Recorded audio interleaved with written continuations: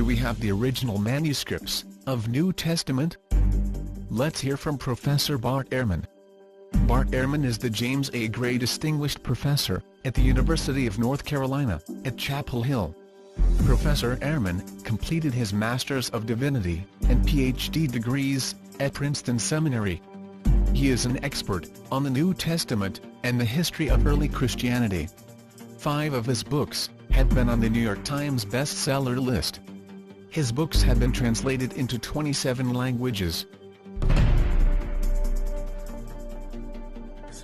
The problem is not the number of manuscripts or the fact that we have more than for any other author of antiquity. The problem is the ages of these manuscripts.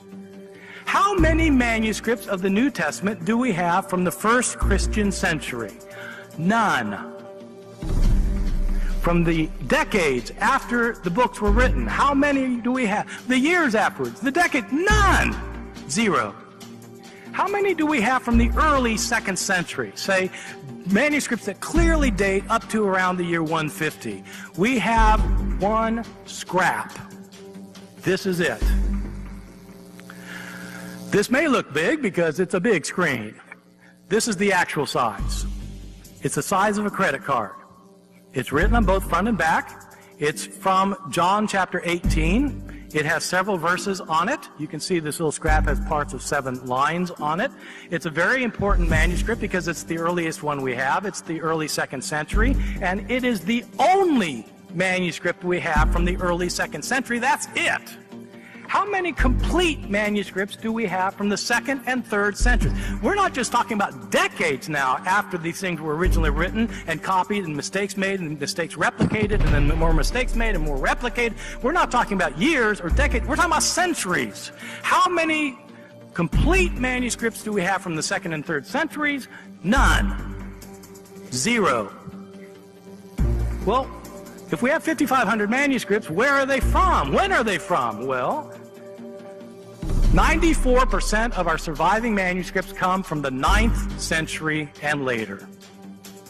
94% come from the 9th century, which is great if you want to know what the Bible looked like when Christians were reading it in the year 890. But if you want to know how they were reading it in the year 70, you've got a problem, because you don't have manuscripts from that period. If you wanted to make a stack of the Bibles that are available to scholars today in manuscript form, the stack would go up to the ceiling. If you want to make a stack of the manuscripts that were made within, say, 60 or 80 years of the production of these books, you wouldn't be able to see the stack if we put it on the stage, because there's hardly anything. We do not have the originals of the New Testament, period. In order to understand what I mean by that, we have to realize how books were made in the ancient world. In the ancient world, when the Bible was produced, books could not be mass-produced.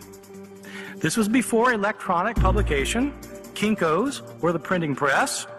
Books were written by hand, and they were copied by hand. If you wanted a copy of a book, somebody had to copy it for you, or you had to copy it yourself. You copied it 1 page, 1 sentence, 1 word at a time. What happens when somebody sits down to try to copy a book by hand? Invariably what happens is they make mistakes, either on purpose or accidentally. Scribes who copied texts in the ancient world changed their texts. Let me explain how it worked by giving an example from the New Testament, the Gospel of Mark. We're not sure who Mark was, when he lived, where he lived. Whoever he was, he wrote a gospel. If anybody wanted a copy of this Gospel of Mark, they had to make a copy by hand, and so they did so. But invariably, they made a mistake or 2 or 3 or 20. When someone came along who wanted a copy of that copy, they copied the copy and they replicated the mistakes that the first copyist made. And they made their own mistakes. And then when a third person came along to copy the copy of the copy, they replicated the mistakes of both of their predecessors and made mistakes of their own. And it went on like this week after week, month after month, year after year, decade after decade, century after century. The only time mistakes got corrected in the process was when somebody was copying something and realized that there was a mistake and thought that his predecessor had made a mistake and so tried to correct the mistake. The problem is there's no telling whether a person who corrected the mistake corrected it correctly. It's possible that he corrected the mistake incorrectly, in which case you have three forms of the text: the original text, the text that was changed, and the incorrect correction of the change. Things like that go on for a very long time. We don't have the original copy that Mark made. We don't have the first copy. We don't have copies of the copy. We don't have copies of the copies of the copies of the copies of the copies of the copies. The earliest copy that we have of Mark dates from around the year 200, probably about 130 years after the original. That's the first copy that we have, 130 years after the original. We don't have the originals of Mark or of any other book of the New Testament. If God preserved the original text intact, where is it? Why don't we have it, and why doesn't He know where it is? I don't know the answer to that. If the question means, are the original New Testament documents lost, then yes, of course they are. Only quacks and charlatans, people who got their diplomas from a Cracker Jack box, would argue otherwise. Even the Christian apologists are admitting that they don't have the original manuscript of New Testament.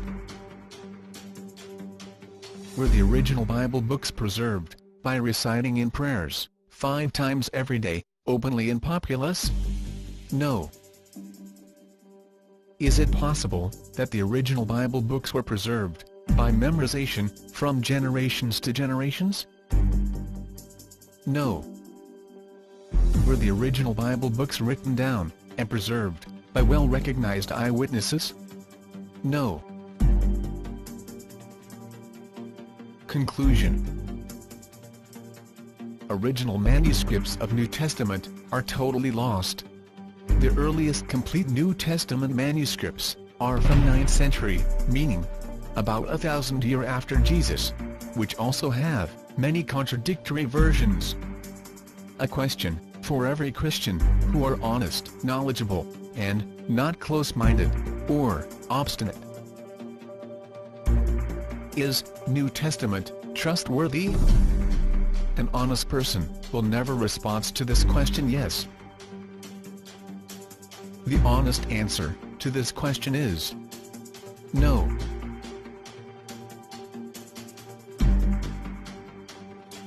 Like, share, and subscribe to create awareness. We are also available on Facebook, Google+, Twitter, and Paltalk.